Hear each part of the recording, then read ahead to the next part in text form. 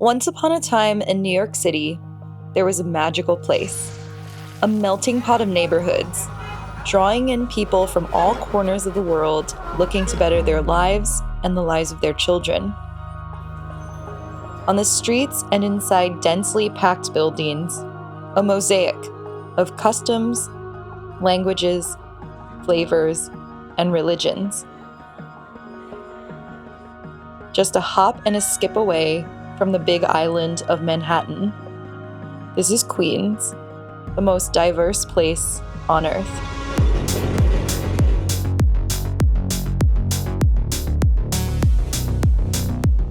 The 7 train runs through Queens like a vein. Each stop, a portal to a new country. Get out in Flushing, and you're in China. Get out in Corona Heights, Latin America. Get out in Jackson Heights, and be greeted by the sights, sounds, and smells of India, Bangladesh, and Nepal.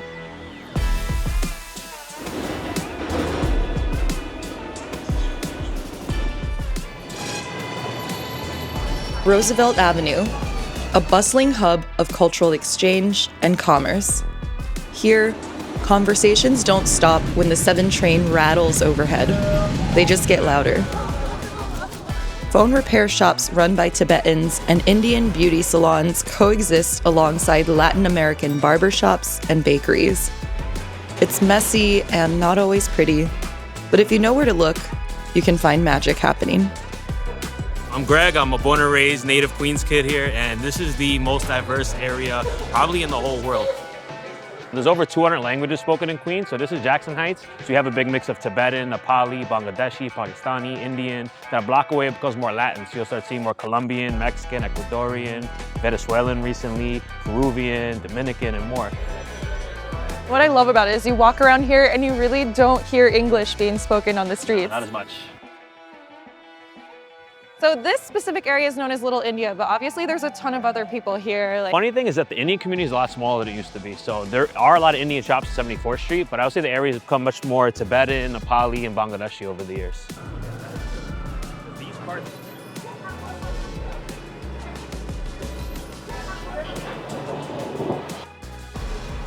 My name is Vidut. Bel Puri, a snack straight from the streets of Bangladesh. Mashed chickpeas with spices over crunchy fried dough, topped with lettuce, onion, cucumber, and cilantro. Oh, thank you. Best enjoyed sitting on plastic stools right on the sidewalk. Oh yeah, I'm getting the spice kick now. There's so many layers of flavor, you need a few bites to really get it all. So it's crunchy, then it's a little soft from the chickpea, and then you got the sour, spicy, salty, the freshness from the herbs too. So are the people eating here mostly Bangladeshi, or is it kind of a mix of everyone? Probably a very high percentage, but more and more people are trying the food here, I would say. I definitely say like TikTok and social media has definitely helped out in that regard. A lot of these places have gone viral. They've been written up on New York Times, YouTube videos, and they've all become quite popular. So is Jackson Heights getting hip? I wouldn't say hip, and I'm also very worried if it does become hip. I don't want it to become like Williamsburg. It's starting to become more known, but there's some things that probably won't make it too hip. There's a lot of owner-occupied apartments around here, so it's not like as transient of a neighborhood as say like Williamsburg or Astoria. How'd you like it? Amazing, really good. Street food is the heart and soul of Queens, what gives the borough its character and charm. There's nowhere else in the world where you can find such variety. It's what draws people here, and it's a way for new arrivals to the country to make an honest living. Buenos días. For the sauce al pastor, I will use the guajillo peppers. It's a very good flavor for condiments. It's not spicy. So that's the meat is sliced already. We sell like 200 pounds a day. That mix to the adobo very well because sometimes the vinegar is going down to the peppers is coming up. And I will put the sauce on that. Charlie moved here 26 years ago from Mexico, following the path of many new arrivals, working as a dishwasher, then a cook, along with seasonal stints in agriculture. He now runs the most popular El Pastor cart in the neighborhood right outside the 74th and Roosevelt Avenue subway station. On the weekends, Charlie's family comes to help out, including his wife Esther and his teenage son Felix, who has lived in both Mexico and the United States. He speaks English and Spanish very well, so Yeah, full yes. bilingual. Esther skillfully makes corn tortillas from scratch for quesadillas and tacos. The family truly makes magic out of a simple street cart. So what is it like to get a street cart in Queens? Do you need a license? Yeah, usually we need to be on license. Personally, like a food vendor, and then to the car they need to be had a license. So everything was on license. When they don't have a license, it's $1,000 a ticket. Who are your customers? Who's eating here? Oh, usually when I was starting, most the Latin people, but now it's all the people they come to be here. Chinese, Koreans, black people, white people. So everybody loves the El Everybody Pastor. is the El Pastor.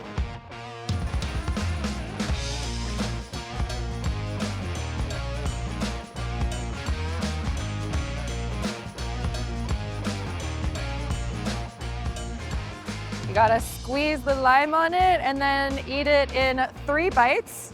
Look at that, that is whew, bursting at the seams with meat.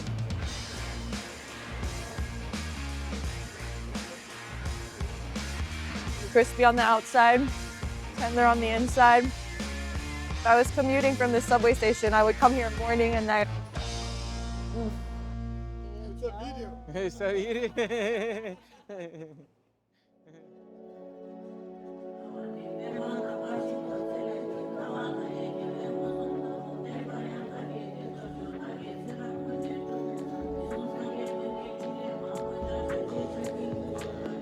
People from around the globe bring their unique cultures and traditions to Queens, transforming the streets into vibrant venues of celebration. Currently, it's the end of Ramadan, the holiest month in the Muslim calendar, and preparations are in full swing for Eid. Eid is a day of festivities, characterized by celebratory meals, wearing fine clothing, and for women of South Asian descent, applying henna. In Jackson Heights, vendors set up shop and perform their services right on the street. So it's the last day of Ramadan and it's very festive here in Jackson Heights. There's people doing henna everywhere. We get discount for 2? No.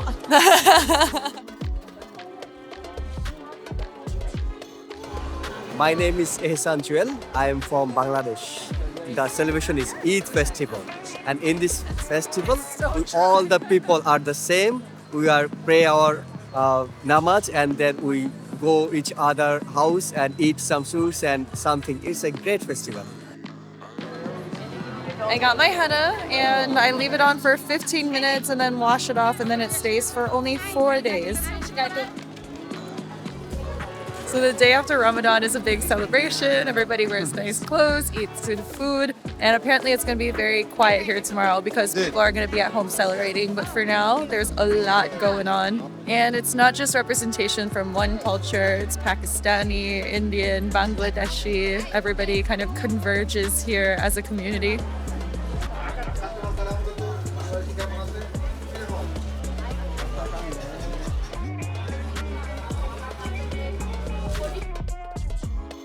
While staying in Jackson Heights, I had the opportunity to try on some very special clothing. South Asian formal wear, sold at one of the many specialty stores in the neighborhood. Detailed, intricate pieces that are like art for the body. Voila.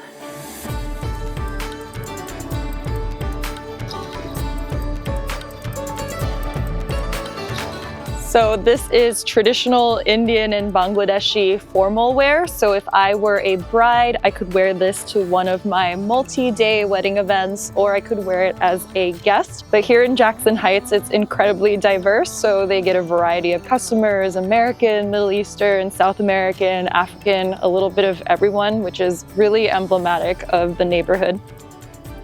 I'm excited to be able to try this dress. I've never worn anything even close to this before, so feeling cute. What do you think? Should I wear this to my next formal event? And this garment is called a lengis, and it's a 2-piece set. It's the skirt and the top. And they also have variations of the top that are a little bit smaller. But you can see just how much beautiful detail is all over the garment. It's really like you're wearing art. Now I'm back to my normal clothes.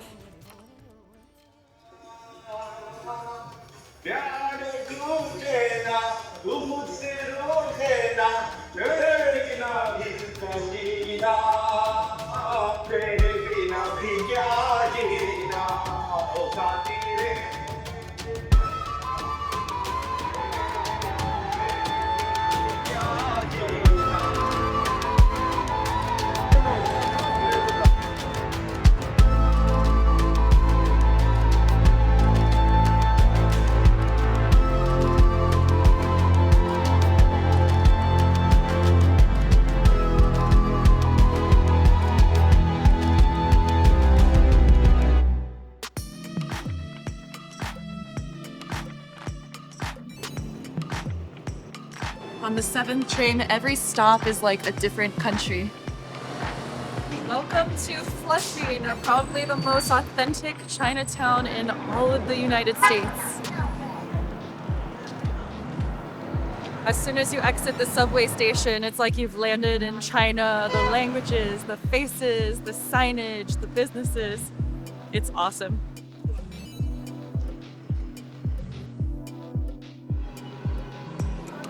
可以问你，你是中国哪里人？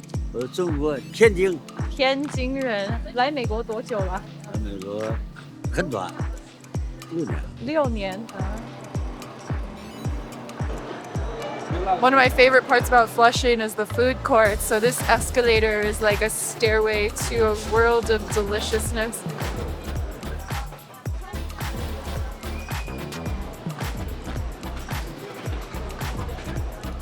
You can find food from all over China in food courts like these. I'm seeing Northern Chinese, Uyghur cuisine, Shanghainese, Sichuan, Taiwanese. You even have some other Asian cuisines like Korean and Thai.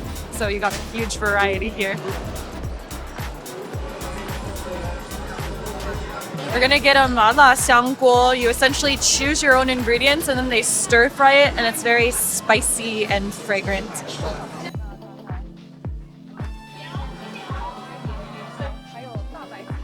She's warning us about the spice level. I'm okay with the big spice, but Len's is the sensitive one, so we gotta accommodate his belly. Me? That's not right. I can handle spicy.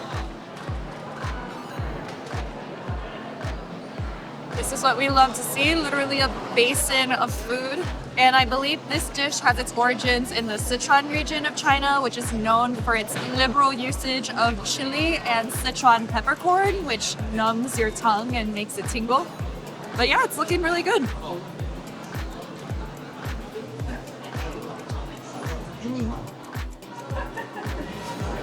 It's burning my throat. I can handle spicy. That spice is so real.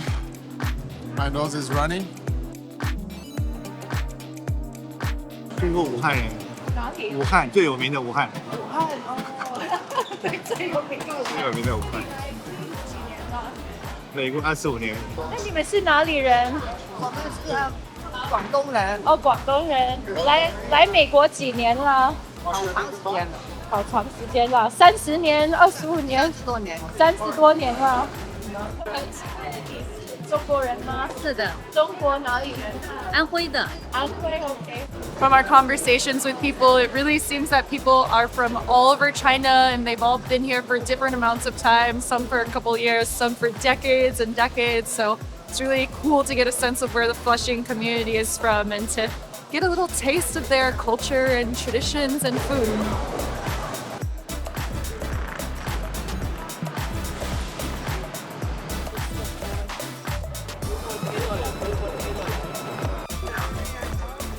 Anytime I go to a Chinatown, I always try to get a haircut because most salons in America don't know how to do Asian hair very well, and I need a very specific bang trim, and Chinatown just knows what's up, and it's pretty affordable most of the time. 哇，你会讲中文？哇，真的啊 ？OK， 你跟我说。哎，那你是中国哪里人？我是 Malaysia， 哦，你是马来西亚哦。那你来 Queens 几年了？ 26年哦。那你为什么搬来 Queens？哦，之前呢就是过来玩玩这样啦，看看美国是怎样一个国家啦。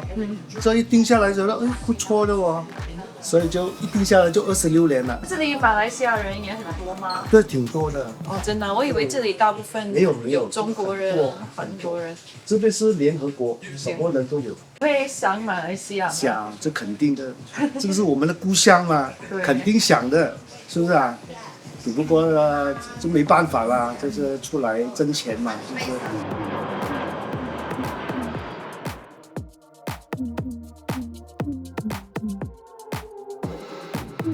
Astoria, New York City's distinctly Greek neighborhood. We're with Greg, Queens food expert, Astoria native, and half Greek himself. He takes us to a cafe nestled inside a nondescript convenience store known for its Greek coffee. It's best sipped outdoors while striking up conversations with local Greek residents, enjoying their cigarettes and espressos. So my name is Vangelis Zachos. I live in New York about 13 years.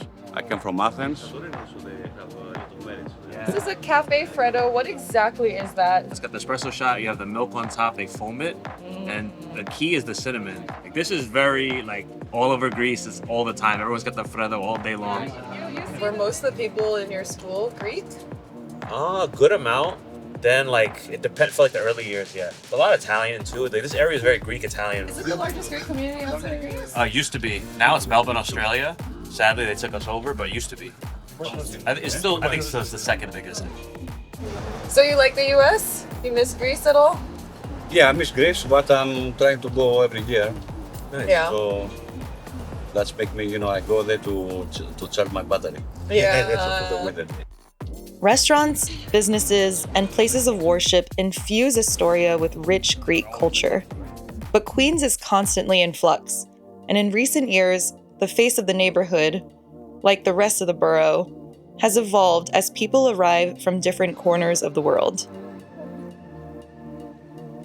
All right, now we're heading towards Little Egypt, but we're still in Astoria. There's a lot of different communities here. We're gonna go get some baklava, those sweet.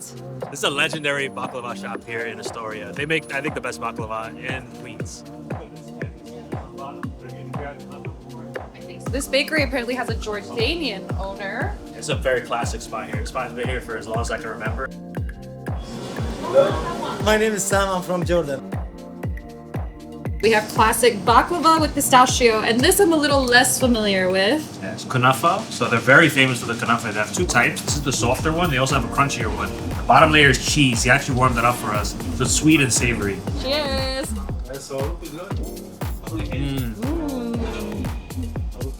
Oh, wow.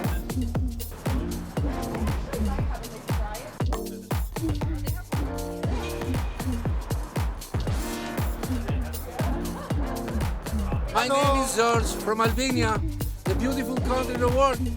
No, Greece is the most beautiful. She's jealous. Come on, here is the Babylon. Believe me. Here is international. From everywhere. Everything. My name is Mijalia and I am from Chios, Greece. Yo soy Freddy Everardo y soy de Guatemala. I'm Papi Mona. My name is Ehsan Chuel. I am from Bangladesh. This is Don Milton. I'm from Bangladesh. I'm from Egypt. Tyler. I'm from Tibet. The people of Queens are what make this borough special. The dreams and traditions they brought from faraway lands make Queens one of the best places to visit and eat in New York City, or possibly the entire United States. Here, every sidewalk leads to a new continent, and every dish tells a story. Many people in Queens are a long way from their roots, but Queens is where they leave their mark now.